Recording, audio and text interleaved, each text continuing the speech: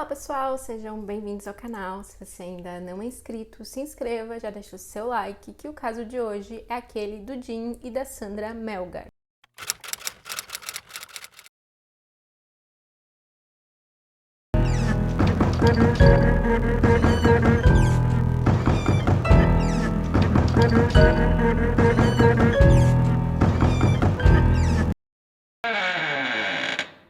Jim Melgar nasceu na Guatemala e ele foi para os Estados Unidos quando ele ainda era criança, ele tinha apenas 3 anos de idade. E a família dele foi morar em Houston, onde ele conheceu a Sandra. Os dois se conheceram ainda na escola e começaram a namorar. Então, em 1980, eles se casaram e tempos depois eles tiveram uma filha chamada Elizabeth. O Jim ele trabalhava com programação de computadores e já a Sandra tinha uma empresa de contabilidade. Os dois eram bem-sucedidos nos seus empregos e a família costumava fazer diversas viagens. Até que a Sandra ela começou a apresentar alguns problemas de saúde. Ela tinha lúpus, epilepsia e ela também teve que fazer uma cirurgia no quadril. Bom, no dia 22 de dezembro de 2012, o casal estava comemorando o 32º aniversário de casamento. Então eles tinham saído para jantar e eles retornaram para casa pouco depois das 9h30 da noite. Eles então foram para a jacuzzi que tinha no banheiro do quarto principal, do quarto do casal. E segundo a Sandra, o cachorro teria começado a latir muito. Então, nesse momento, o Jim ele saiu da jacuzzi e foi verificar o que estava acontecendo. E como ele demorou para retornar, a Sandra então também saiu da jacuzzi, porém o cachorro tinha parado de latir. Então ela começou ali a se arrumar para ir dormir. A última coisa que ela tem lembrança é dela estar passando um creme hidratante. No dia seguinte, dia 23 de dezembro de 2012, por volta das 7 horas da manhã, um vizinho teria reparado que a garagem ali da casa do casal estava aberta.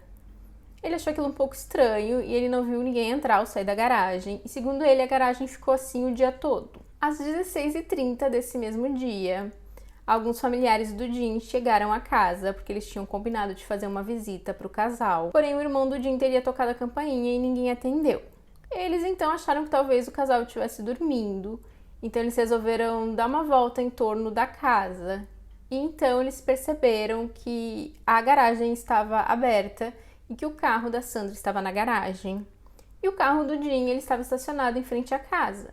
Então era mais uma indicação de que provavelmente eles não tinham saído.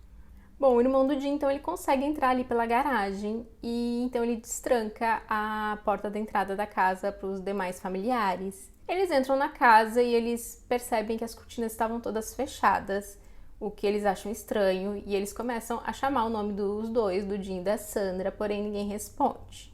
Logo o cachorro da família aparece e ele começa a latir. E então nesse momento eles ouvem uma voz meio abafada gritando por socorro. Então eles vão até o segundo andar da casa. E então o irmão do Jim ele percebe que o som vinha de dentro de um dos closets. Esse closet ele estava com uma cadeira trancando a porta. Então ele tira a cadeira e consegue abrir o closet e vê a Sandra caída no chão do closet. Ela estava amordaçada e tinha os pulsos e os tornozelos amarrados. E o closet ele ficava no quarto do casal, ao lado do banheiro, porém haviam 2 closets e esse era um deles e tinha um outro que era ali em anexo ao quarto também. Bom, ele tenta desatar ali os nós, mas estava muito apertado. Então ele vai atrás de uma tesoura para poder soltar a Sandra. E nisso ele encontra o irmão dele, o Jim, no outro closet. O Jim ele estava nu e ele estava caído no chão e ele tinha sido atingido diversas vezes com o uso de uma faca. Ele verifica o pulso do irmão, então ele percebe que o Jim já não estava mais vivo. E as pernas do Jim também tinham sido amarradas, mas com um fio de telefone. E também havia uma corda em volta do peito dele, mas ela não estava apertada. Mesmo esse fio de telefone que estava nos tornozelos, ele não estava muito apertado, como era o caso da Sandra.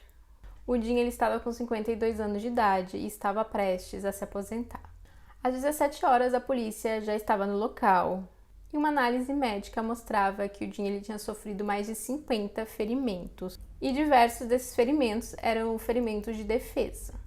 Ao conversar com a Sandra, ela diz que a última lembrança que ela tinha foi por volta da 1 da manhã, quando ela saiu da jacuzzi e então estava ali passando um creme hidratante.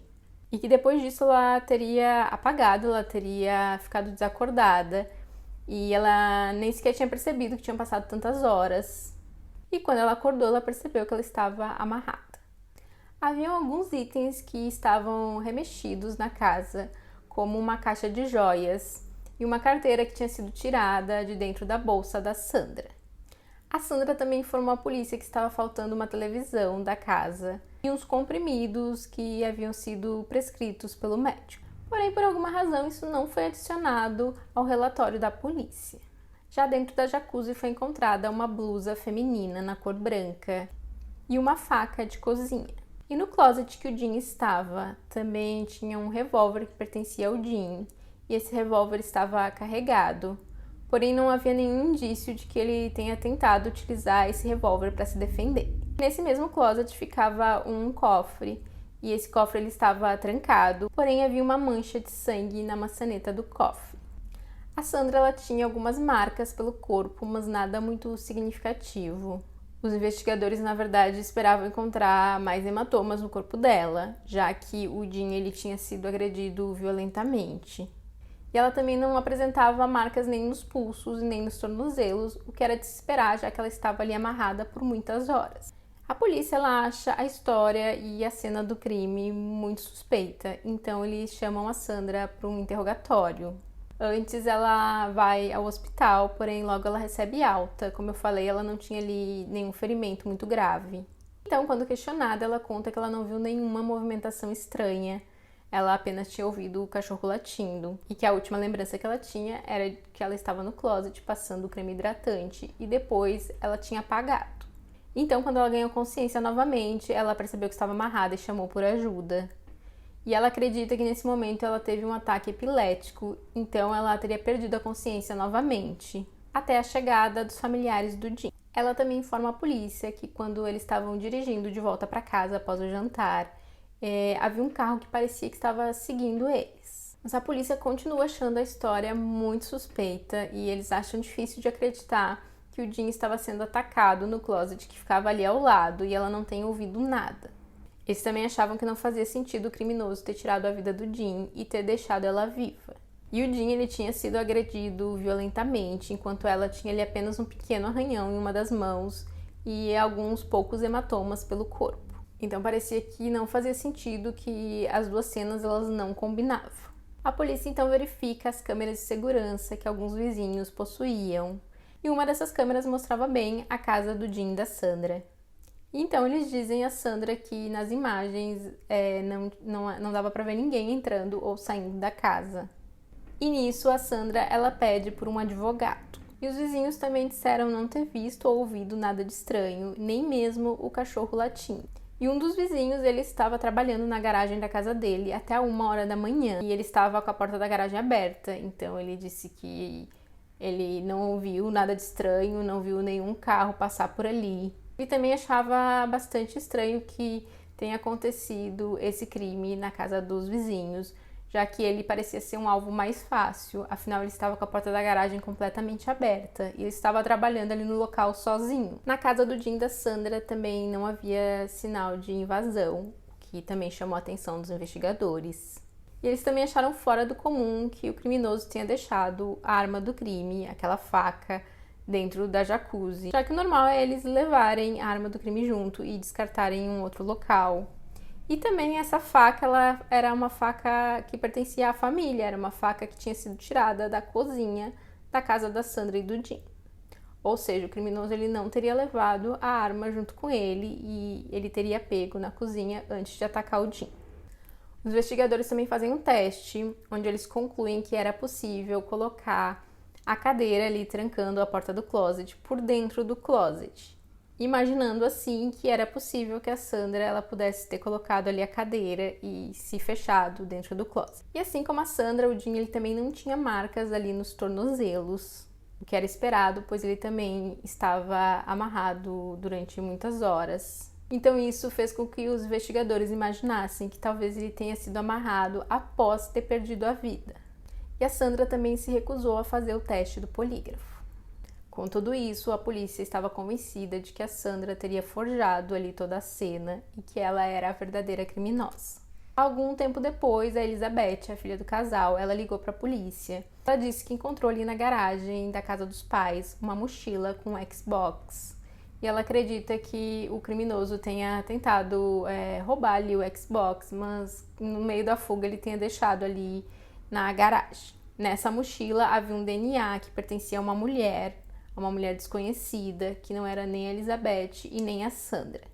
Passado algum tempo, um dos vizinhos ele procura as autoridades e ele diz que afinal ele tinha lembrado que no dia do crime ele tinha sim visto uma coisa suspeita. Ele diz que ele viu um homem estranho agindo de forma estranha ali na vizinhança. E esse homem foi identificado como sendo um homem que já era conhecido da polícia por cometer diversos roubos. E eles tentam falar com esse homem mais de uma vez, porém eles não conseguem. E eles acabam não questionando o tal homem. A Sandra então também diz que a memória dela estava voltando aos poucos e que ela recordava de ter ouvido uma mulher hispânica enquanto ela, a Sandra, estava ali trancada dentro do closet. A polícia não acredita em nada disso e em agosto de 2014, a Sandra, que estava com 54 anos de idade, é acusada de ter tirado a vida do marido.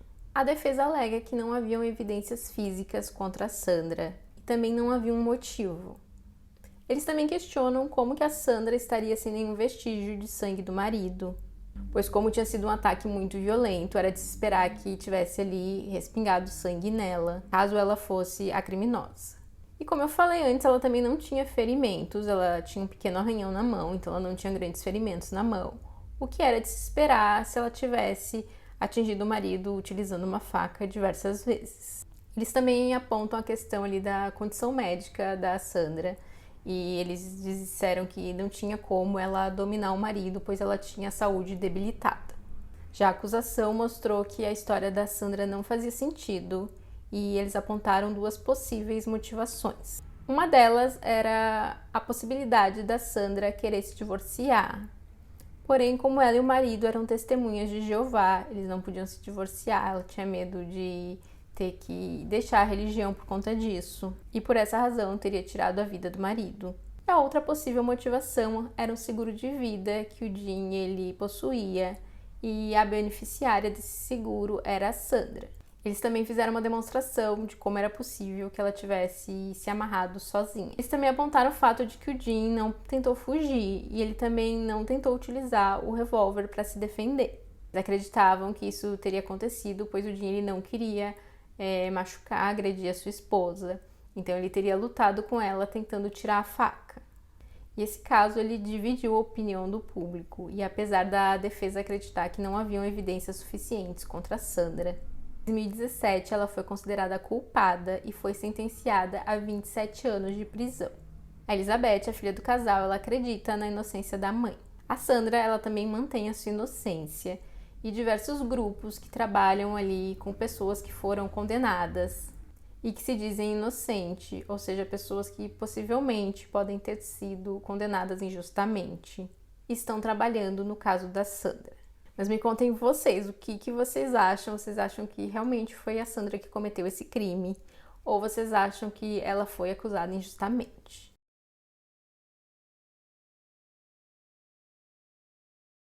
E é isso, esse foi o caso de hoje. E não esquece de deixar seu like e compartilhar esse vídeo com alguém que você acha que pode gostar desse conteúdo. E até o próximo vídeo.